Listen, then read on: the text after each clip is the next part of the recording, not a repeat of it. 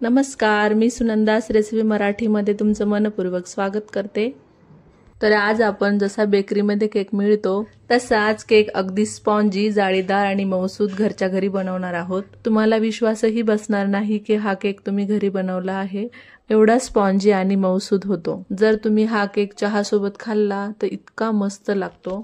खूप झटपट आणि घरच्या साहित्यातच बनतो आणि हा केक लहानपासून मोठ्यांपर्यंत सगळ्यांनाच आवडतो। चला तर पटकन बनवायला सुरुवात करूया। तर त्यासाठी इथे मी सर्वात अगोदर एक केकचं भांड घेतलं, त्यामध्ये आपण 1 चमचा तेल टाकून घेऊया। आता हे सर्व बाजूने आपल्या ब्रशच्या सहाय्याने व्यवस्थित सगळीकडनं तेल लावून घ्यायचं आहे भांड्याला। तेल लावून झालं की यामध्ये 1 ते 1.5 चमचा आपण मैदा टाकून घेऊया आणि असं याला सर्व बाजूने सर्व भांड्याला पूर्ण बाजूने लागला जाईल असा मैदा लावून घ्यायचा आहे। जर तुमच्याकडे बटर पेपर नसेल तर तुम्ही ही पद्धत वापरू शकता। आता उरलेला मैदा काढून घ्यायचा। तर इथं मी केक बेक करण्यासाठी गॅसवर ॲल्युमिनियमचं पातेलं ठेवलंय आणि त्यामध्ये एक रिंग ठेवून घेतली आणि गॅस इथे आपल्याला कमीच ठेवायचा आहे। तुम्ही इथे कढई किंवा कुकरचा वापर करू शकता, पण शक्यतो ॲल्युमिनियमच्या भांड्याचाच वापर करा। जर तुम्ही इथे स्टीलच्या भांड्याचा वापर करणार असाल तर त्यामध्ये थोडंसं मीठ टाकून घ्या, म्हणजे तुमचं भांडं खराब होणार नाही। हीट करण्यासाठी असं भांडं घ्या की आपलं केकचं भांडं त्यामध्ये व्यवस्थित बसला गेलं पाहिजे। आता यावर आपण झाकण ठेवून हीट करायला ठेवून देऊया आणि आपण बॅटरची तयारी करूया। तर इथे मी केकमध्ये टाकण्यासाठी टुटी फ्रुटी घेतली आहे। तर त्याला सुटसुटीत करण्यासाठी यामध्ये अर्धा चमचा मैदा टाकून थोडं मिक्स करून घेतलं। तर आता आपण केकचं बॅटर तयार करून घेऊया। तर त्यासाठी इथे मी 1/3 कप तेल घेतले। नंतर मी इथे अर्धा कप पिठी साखर घेतली आहे। पिठी साखर तुम्ही तुमच्या आवडीनुसार कमी व जास्त करू शकता। तेलामध्ये पूर्णपणे साखर मिक्स झाली पाहिजे आणि एकाच डायरेक्शनने आपल्याला असंच फेटून घ्यायचंय साधारण 1 ते 2 मिनिटांसाठी, कारण आपला केक फुलण्यासाठी ही प्रोसिजर खूप महत्त्वाची आहे।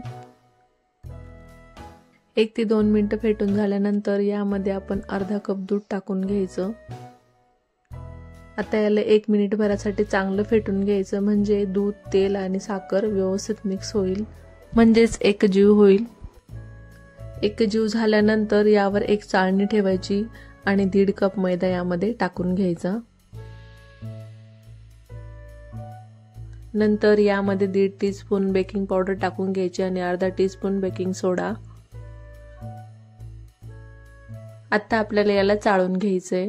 चाळण्याचं कारण म्हणजे बेकिंग पावडर आणि बेकिंग सोडा मैद्यामध्ये चांगला मिसळला जातो।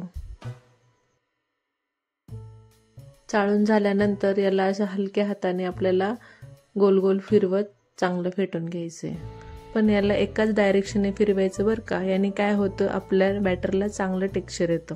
याला जास्त जोरात फिरवायचं नाही, याला हळूहळूच फेटून घ्यायचंय। हे बघा, मी दाखवते अशा पद्धतीने।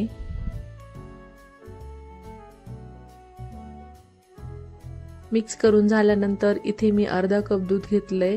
आता हे आपल्याला थोडं थोडं करून यामध्ये घालून मिक्स करून घ्यायचंय।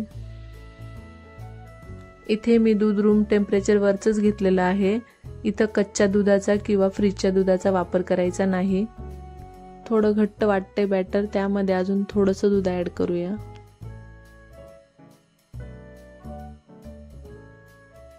मिक्स झाल्यानंतर हे बघा, अशी कन्सिस्टन्सी रिबन सारखी आली पाहिजे। अशा एकावर एक बॅटरच्या पट्ट्या पडल्या पाहिजे, अशा प्रकारे।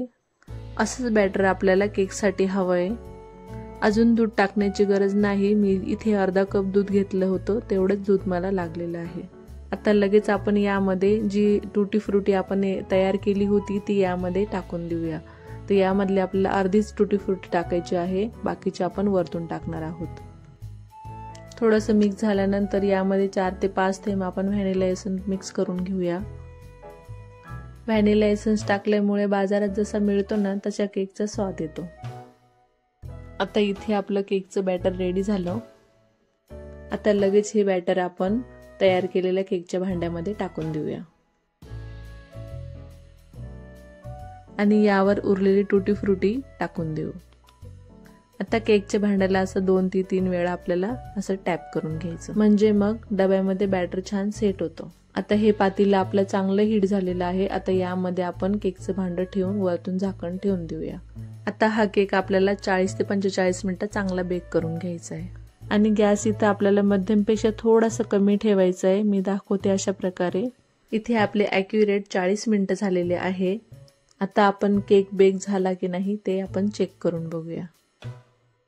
तर इथे मी चाकूच्या साहाय्याने चेक करून बघते। तर तुम्ही पाहू शकता इथे आपला चाकू पूर्ण क्लीन निघलेला आहे, म्हणजे आपला केक पूर्णपणे बेक झालेला आहे। केक गरम असताना कधीच काढायचं नाही, याला पूर्ण थंड होऊ द्यायचं आणि याचं आवरण वरचं कडक नको व्हायला म्हणून आपण यावर झाकण ठेवून आपल्याला याला थंड होऊ द्यायचंय। साधारण 20 ते 25 मिनिटांनंतर आपला केक पूर्णपणे थंड झालेला आहे। केक थंड झाल्यानंतर आपोआपच कडेने निघून येतो। तुम्ही पाहू शकता मी किती हलक्या हाताने फिरवते तरी तो सहज निघतोय। आता यावर एक प्लेट ठेवून याला पलटी करून घ्यायचं। उलटून झालं की यावरती आपल्याला 2-3 वेळा टॅप करून घेतलं की असा आपला केक आपोआपच निघून येतो। आता हे केकला आपण सरळ करून घेऊया। तुम्ही पाहू शकता आपल्या केकचा रंग काय सुंदर आलेला आहे आणि अगदी मऊसूत झालेला आहे। आता आपण याला कट करूया। आपण कटही करतो तर खूप मऊसूत वाटतोय।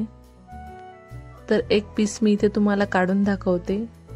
ती तुम्हाला दिसतच असेल आपला केक किती स्पॉन्जी आणि जाळीदार झालेला आहे आणि एकदम मऊसूत झालेला आहे। दिसायलाही किती सुंदर दिसतोय आणि खायला म्हणाल तर अप्रतिम लागतो। अगदी बेकरीमध्ये मिळतो ना तसा झालेला आहे।